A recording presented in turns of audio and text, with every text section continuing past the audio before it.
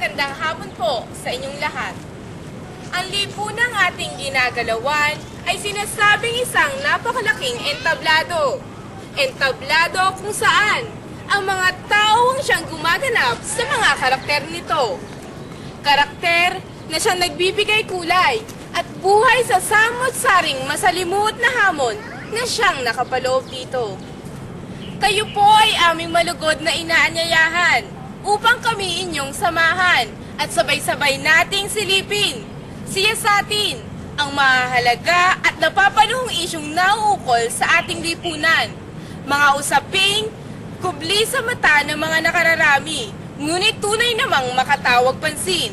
Mga talakayang makapagbibigay liwanag sa mga inyong nagugulumihan ng mga isipan. Mga talakayang makapagbibigay kasagutan sa mga inyong naglalarong katanungan. Mga talakayang makapagpapabago ng inyong pananaw. Kami po ang inyong mga mata sa lipunan. Ako po si Jonalisa Santos at ito ang The Society.